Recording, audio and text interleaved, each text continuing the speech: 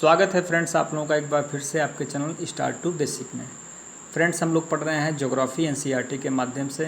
Class 11th की geography चल रही है। इसका 3 चैप्टर हमने कंप्लीट कर लिया है। ये चौथा चैप्टर है जिसका नाम है जलवायु। इंग्लिश में इसको हम क्लाइमेट कहते हैं। और इस चैप्टर का हमने 4 पार्ट जो है कंप्लीट कर लिया, चूँकि चैप्टर बड़ा है और ये आज जो है 5वां पार्ट होगा। तो फ्रेंड्स वीडियो में लास्ट तक ज़रूर बने रहें, बस यही एक सहयोग चाहिए। अगर वीडियो पसंद आए तो चैनल को सब्सक्राइब, लाइक और शेयर करना ना भूलें। आइए स्टार्ट करते हैं। सामने आप लोग देख रहे हैं लिखा हुआ है ग्रीष्म ऋतु। इसके पहले हमने शीत ऋतु पढ़ लिया है पार्ट 4 में। आप अगर नहीं देखें तो देख लीजिएगा। ग्रीष्म ऋतु में तापमान, यानी हमें अब मौसम जो ग्रीष्म ऋतु में बनता है उसके बारे में इस जो है चैप्टर में इस पार्ट में क्लियर करना है। आइए देखते हैं। कह रहा है तापमान, यानी ग्रीष्म ऋतु में तापमान कैसा रहता है। तो मार्च में सूर्य क्या होता है, कर्क रेखा की ओर आभासी बढ़त के साथ ही उत्तर भारत में तापमान बढ़ने लगता है। आइए हम इसको समझाने का प्रयास करते हैं। आप लोग ग्लोब पे ले चलते हैं। ये देखिए, ये ग्लोब है। बीच में भूमध्य रेखा हो गई आपकी, 23.5 अंश उत्तर की कर्क रेखा और 23.5 अंश दक्षिण की मकर रेखा। अब 22 मार्च को जो है सूर्य जो है भूमध्य रेखा से कर्क रेखा यानी नॉर्थ की तरफ उत्तरायण होने लगता है। और 21 जून को फ्रेंड्स सूर्य जो है कर्क रेखा पर लंबवत चमकता है। 22 दिसंबर को जो है मकर रेखा पर, 22 दिसंबर को मकर रेखा पर लंबवत चमकता है। तो वही कह रहा है कि सूर्य जो है मार्च में सूर्य के कर्क रेखा की ओर आभासी बढ़त के साथ ही उत्तर भारत में क्या होता है, तापमान बढ़ने लगता है। अप्रैल, मई व जून में उत्तरी भारत में स्पष्ट रूप से गर्मी ऋतु होती है। भारत के अधिकांश भागों में तापमान 30 डिग्री से क्या हो जाता है, 32 डिग्री सेल्सियस तक पहुंच जाता है। मार्च में दक्कन पठार पर दिन का अधिकतम तापमान कितना हो जाता है, 38 डिग्री सेल्सियस। दक्कन का पठार जो प्रायद्वीपीय पठार है वहाँ का टेम्परेचर कितना हो जाता है, तो 38 डिग्री सेल्सियस हो जाता है। जबकि अप्रैल में गुजरात और मध्य प्रदेश, गुजरात यानी पश्चिमी भारत हो गया जो, और मध्य प्रदेश बीच का 38 डिग्री सेल्सियस से कितना हो जाता है, 43 डिग्री सेल्सियस के बीच पाया जाता है। मई में ताप की यह पेटी और अधिक उत्तर में खिसक जाती है, जिससे देश के उत्तरी पश्चिमी भागों में 48 डिग्री सेल्सियस के आसपास तापमान का होना असामान्य बात नहीं है। मतलब मई आते आते क्या हो जाता है फ्रेंड्स, तो ये अपना जो उत्तर भारत है, ये उत्तर पश्चिम जो कह रहा है, यानी उत्तर पश्चिम, ये जो राजस्थान का एरिया जो है, ये जो राजस्थान का एरिया है उत्तर पश्चिम में, इधर का टेम्परेचर कितना रहता है, तो 48 डिग्री सेल्सियस के आसपास पहुंच जाता है। अब दक्षिण भारत में ग्रीष्म ऋतु क्या होती है, तो मृदु होती है तथा उत्तरी भारत जैसी प्रखर नहीं होती है। दक्षिण भारत की प्रायद्वीपीय स्थिति समुद्र के समकारी प्रभाव का यहाँ के तापमान को उत्तरी भारत में प्रचलित तापमानों से नीचे रखती है। अब दक्षिणी भारत में जो ग्रीष्म ऋतु है मृदु होती है। क्यों होती है, क्योंकि दोनों तरफ क्या है, एक तरफ बंगाल की खाड़ी, दूसरी तरफ अरब सागर की वजह से तापमान क्या हो जाता है, समकारी प्रभाव पड़ता है तापमान पर। उत्तर भारत में प्रचलित तापमानों से नीचे रखती है, इसीलिए। अतः दक्षिण में तापमान कितना रहता है, तो वहीं देखिए उत्तर पश्चिम में 48 डिग्री सेल्सियस पहुंच जाता है। उस समय जो है दक्षिण में तापमान कितना रहता है, तो 26 डिग्री सेल्सियस से 32 डिग्री सेल्सियस के बीच रहता है। पश्चिमी घाट के पहाड़ियों के कुछ क्षेत्रों में ऊंचाई का तापमान कितना रहता है, तो 25 डिग्री सेल्सियस से भी कम रहता है। तटीय भागों में समताप रेखाएँ तट के समानांतर उत्तर दक्षिण दिशा में फैली हैं, जो प्रमाणित करते हैं कि तापमान उत्तरी भारत से दक्षिणी भारत की ओर न बढ़कर तटों से भीतर की ओर बढ़ता है। अब कह रहा है देखिए, तटीय भागों में ये तट जो है, मैप से मैं आपको समझाने करता हूँ। यहाँ से ये तटीय भाग हैं, ठीक है। तो यहाँ पर जो हवाएं हैं क्या हैं, समानांतर, इसी के समानांतर क्या होती हैं, बहती हैं। तो क्या हो जाता है, ये जो है समानांतर उत्तर दक्षिण में फैल जाती हैं, फैलती हैं, जो प्रमाणित करते हैं कि तापमान उत्तरी भारत से दक्षिण भारत की ओर न बढ़कर तटों से भीतर की ओर बढ़ता है, यानी तटों के भीतर की तरफ क्या होता है, तापमान बढ़ता है।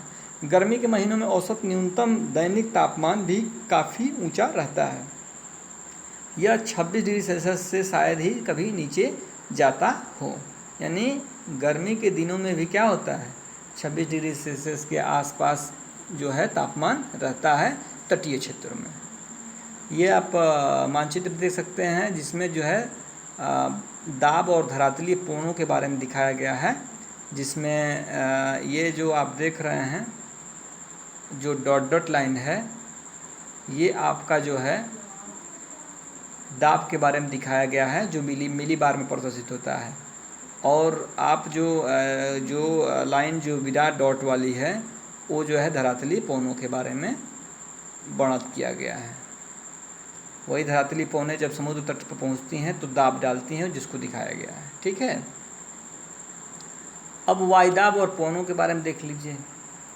गर्मी के मौसम में कैसे इनका क्या प्रभाव पड़ता है। तो देश के आधे उत्तरी भाग में ग्रीष्म ऋतु में अधिक गर्मी और गिरता हुआ वायुदाब पाया जाता है। जहाँ गर्मी बढ़ेगी वहाँ क्या हो जाएगा, वायुदाब न्यून होगा, गिर जाएगा। ठीक है, उपमहाद्वीप के गर्म हो जाने के कारण जुलाई में अंतः उष्णकटिबंधीय विसरण क्षेत्र क्या होता है, उत्तर की ओर खिसक जाता है। मैंने बताया है पिछले जो है पार्ट में, अंतः उष्णकटिबंधीय क्षेत्र को क्या कहते हैं, ITCZ। क्या होता है, गर्मी के बढ़ने के साथ ही ये जो है उत्तर की ओर क्या हो जाता है, खिसक जाता है और 25 अंश उत्तरी अक्षांश रेखा पर स्थित हो जाता है। मोटे तौर पर यह निम्न दाब की लंबायमान मानसून द्रोणी उत्तर पश्चिम में थार मरुस्थल से और पूर्व में पटना और छत्तीसगढ़ पठार तक विस्तृत होता है। अब ये जो ITCZ जो होता है, अंतः उष्णकटिबंधीय क्षेत्र जो है, इंटर ट्रॉपिकल कन्वर्जेंस जोन, तो ये 25 डिग्री जो अक्षांश है अपनी, यानी कहाँ, तो पश्चिम में राजस्थान में थार मरुस्थल। ये देखिए मैं मैप से समझाने की कोशिश कर रहा हूँ। जैसे ये आपका, ये आप समझना कोशिश करिए बस। ये पश्चिम में जो थार का मरुस्थल है ये 25 डिग्री है, और ये कहाँ चली जाती है, तो पूरब में कहाँ तक, तो पूरब में कह रहा है कि ये पटना जो है तक जो ये पेटी पाई जाती है, ये क्या हो जाती है, यहाँ पे न्यून वायुदाब हो जाता है, यानी एक तरह से लो प्रेशर जोन बन जाता है, अंतः उष्णकटिबंधीय क्षेत्र बन जाता है, ITCZ बन जाता है। ठीक है,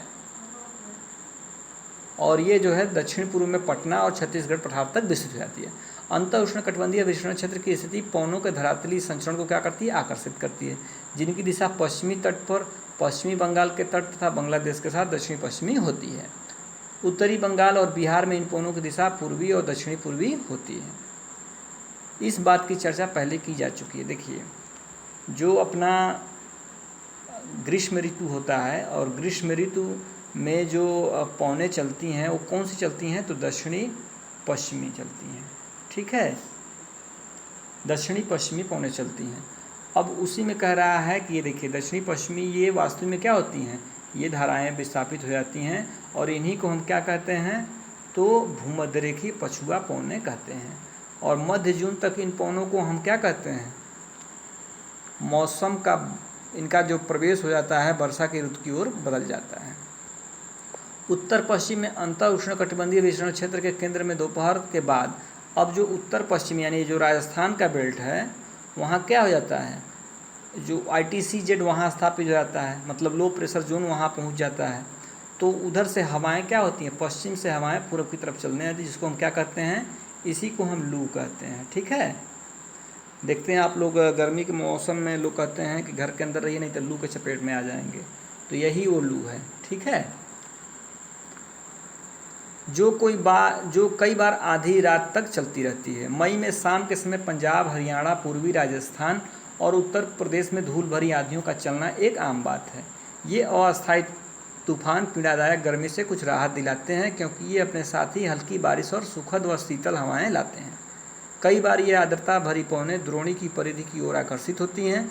शुष्क एवं आर्द्र वायु संगतियों के अचानक संपर्क से स्थानीय स्तर पर क्या होता है, तेज तूफान पैदा होता है। इस स्थानीय तूफान के साथ तेज हवाएं, मूसलाधार वर्षा और यहाँ तक कि ओले भी आते हैं। अब ग्रीष्म ऋतु में आने वाले कुछ महत्वपूर्ण स्थानीय तूफान हैं। देखिए गर्मियों में बहुत क्या होता है, धूल धक्कड़ भरी आंधियाँ चलती रहती हैं। तो वही कह रहा है कि ग्रीष्म ऋतु में कुछ प्रसिद्ध तूफान हैं, उनके बारे में देख लेते हैं। देखिए, आम्र वर्षा। अब ग्रीष्म ऋतु के खत्म होते ही पूर्व मानसूनें क्या करती हैं, बौछार पड़ती हैं। तो यानी आम्र वर्षा जो है, जैसे ग्रीष्म ऋतु में जब लौटते हुआ मानसून जब ख़त्म होने के कगार पर होता है, तो इस वापसी वाले मानसून से केरल का जो तटीय और कर्नाटक में यह जो है आम के जो है पेड़ों पर जब यह वर्षा पड़ती है, तो आम के जो फल हैं, आम का जो फल है वो क्या हो जाता है, जल्दी पक जाता है, इसीलिए इसको क्या कहते हैं, आम्र वर्षा कहते हैं। और ये आम के फसल के लिए क्या है, बड़ी अच्छी उपयोगी होती है। फूलों वाली बौछार भी इसी वर्षा को कहते हैं। इस वर्षा से केरल व निकटवर्ती कहवा उत्पादन क्षेत्र में कहवा के फूल क्या होते हैं, खिलने लगते हैं जब यह बारिश होती है। यानी लौटते हुए मानसून से जो बारिश होती है ग्रीष्म ऋतु में, उससे जो है आम्र वर्षा और फूलों वाली बौछार जिसको कहते हैं, और यही जो है काल बैसाखी कहते हैं। कहाँ, तो असम और पश्चिमी बंगाल में। क्यों कहते हैं, तो क्योंकि अब देखिए महीने जो है पश्चिम बंगाल में बैसाख के महीने में शाम को चलने वाली ये भयंकर व विनाशकारी वर्षा युक्त पवनें हैं, किस महीने में चलती हैं, तो हिंदी का बैसाख महीना जो होता है उसमें ये चलती हैं, जिसलिए इनको हम काल बैसाखी कहते हैं। और काल बैसाखी इसलिए क्यों कहते हैं, क्योंकि ये बड़ी भयंकर और विनाशकारी होती हैं। तो जो भी विनाशकारी होगा उसका नाम काल आप रख सकते हैं। और बैसाख महीने में चलती हैं असम और पश्चिम बंगाल में। बैसाख जो क्या है, हिंदी का एक महीना है, जैसे हम जनवरी फरवरी मार्च करते हैं उसी तरह से बैसाख भी आता है। तो इसी महीने में यह चलती हैं तूफ़ानी हवाएं, विनाशकारी युक्त जो पवनें हैं, इसलिए इनको काल बैसाखी कहा गया है। इनकी कुख्यात प्रकृति के अंदाज़ा इनके स्थानीय नाम काल बैसाखी से लगाया जा सकता है, जिसका अर्थ है बैसाख के महीने में आने वाली तबाही। चाय, पटसन व चावल के लिए यह पवनें अच्छी हैं। असम में इन तूफानों को बारदोली छीड़ा कहा जाता है। एक ऑब्जेक्टिव है कि काल बैसाखी को असम में क्या कहते हैं, तो बारदोली छीड़ा कहा जाता है, याद रखिए आप लोग। लू जो है तो उत्तरी मैदान में पंजाब से बिहार तक जो ये चलने वाली जो शुष्क व गर्म पीड़ादायक पवनें हैं, दिल्ली पटना के बीच इनकी तीव्रता क्या होती है, अधिक हो जाती है। इन्हीं को क्या कहते हैं, हम लू कहते हैं। तो ये देखिए काल बैसाखी और लू, फूलों वाली बौछार और आम्र वर्षा, ये ग्रीष्म ऋतु के मानसून में ये चार जो है बड़ी महत्वपूर्ण टॉपिक रहा है। इसको आप लोग ध्यान से देख लीजिएगा। अब दक्षिणी पश्चिमी मानसून के बारे में देख लेते हैं। दक्षिणी पश्चिमी मानसून इसी ग्रीष्म ऋतु में शुरू होता है। उत्तर पूर्व, देखिए भारत में दो तरह की मानसून हवाएं चलती हैं, एक उत्तर पूर्व मानसून हवाएं हैं और दूसरा क्या है, दक्षिण पश्चिमी। ठीक है। अब उत्तर पूर्व मानसून हवाएं जो होती हैं किस में चलती हैं, तो शीत ऋतु में चलती हैं, और इनसे जो 10% के आसपास बारिश होती है। मैंने इसका जो है वर्णन जो है पीछे के चैप्टर में किया है और इसी चैप्टर के पार्ट 1 पार्ट 2 में किया हुआ है, देख सकते हैं। और दक्षिणी पश्चिमी जो मानसूनी हवाएं हैं ये ग्रीष्म ऋतु में चलती हैं, जिससे 90% बारिश होती है। तो ये ग्रीष्म ऋतु हम टॉपिक पढ़ रहे हैं, तो इसी ग्रीष्म ऋतु में दक्षिणी पश्चिमी मानसून के बारे में चर्चा कर रहे हैं। कह रहा है मई के महीने में उत्तरी पश्चिमी मैदानों में तापमान के तेज़ी से बढ़ने के कारण निम्न वायुदाब की दिशाएं और अधिक गहराने लगती हैं। जून के आरंभ में ये दिशाएं इतनी शक्तिशाली हो जाती हैं कि हिंद महासागर से आने वाली दक्षिणी गोलार्ध की व्यापारिक पवनों को क्या कर लेती हैं, आकर्षित कर लेती हैं। ये दक्षिणी पूर्वी व्यापारिक पवनें भूमध्य रेखा को पार करके बंगाल की खाड़ी और अरब सागर में प्रवेश कर जाती है, जहाँ ये भारत के ऊपर विद्यमान वायु परिसंरचना में मिल जाती है। भूमध्य रेखीय गर्म समुद्री धाराओं के ऊपर से गुजरने के कारण पवनें अपने साथ पर्याप्त मात्रा में क्या करती हैं, आर्द्रता लाती हैं। जैसे भूमध्य रेखा के ऊपर से जब समुद्री ये धाराओं के ऊपर से जब गुजरती हैं तो क्या हो जाती हैं, इन हवाओं में, इन पवनों में नमी आ जाती है, आर्द्रता ले लेती हैं समुद्र से, और भूमध्य रेखा को पार करके इनकी दिशा क्या हो जाती है, दक्षिण पश्चिम हो जाती है। आप लोगों को पता है कि जो है ये फेरल के नियमानुसार हवाएं उत्तरी गोलार्ध में अपनी दाहिने तरफ मुड़ जाती हैं, तो ये वहाँ पे क्या हो जाती हैं, दक्षिणी पश्चिमी की ओर हो जाती हैं। इसी कारण इन्हें क्या कहते हैं, दक्षिणी पश्चिमी मानसून कहते हैं। क्लियर हो गया।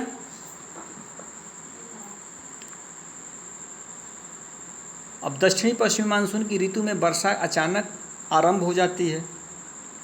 पहली बार इसका असर यह होता है कि तापमान में काफ़ी गिरावट आ जाती है। प्रचंड गर्जन और बिजली की कड़क के साथ इन आर्द्रता भरी पवनों का अचानक चलना क्या होता है, इसी को हम क्या कहते हैं, एक ऑब्जेक्टिव यहाँ मिला आप लोगों को, मानसून प्रस्फोट कहते हैं। किसको, तो जब पहली बरसात होती है और प्रचंड गर्जन और बिजली के कड़क के साथ आर्द्रता भरी पवनें जो है अचानक अगर चलने लगे तो ये क्या होता है, मानसून प्रस्फोट कहलाता है। जून के पहले सप्ताह में केरल, आपको पता है 1 जून से स्टार्ट होता है मानसून, तो कहाँ पहले, तो केरल और कर्नाटक, गोवा और महाराष्ट्र के तटीय भागों में मानसून क्या होता है, फट पड़ता है, जबकि देश के आंतरिक भागों में यह जुलाई के पहले सप्ताह तक हो पाता है। मध्य जून से मध्य जुलाई के बीच तापमान क्या होता है, तो 5 से 8 डिग्री सेल्सियस गिरावट आ जाती है। ज्यों ही ये पौने स्थल पर पहुंचती हैं, उच्चावच और उत्तर पश्चिमी भारत पर स्थिति तापीय निम्न वायुदाब इनकी दक्षिणी पश्चिमी दिशा को संशोधित कर देते हैं। भूखंड पर मानसून 2 शाखाओं में पहुंच जाती है। मतलब ज्यों ही ये, अब देखिए अरब सागर से जैसे ही मानसून जो है स्थल पे पहुंचती है पश्चिमी तट को पार करके, तो वहाँ पर जाकर इस मानसून की दो शाखाएं हो जाती है। एक कौन सी होती है, तो अरब शाखा की, और दूसरी किधर हो जाती है, तो बंगाल की खाड़ी की शाखा।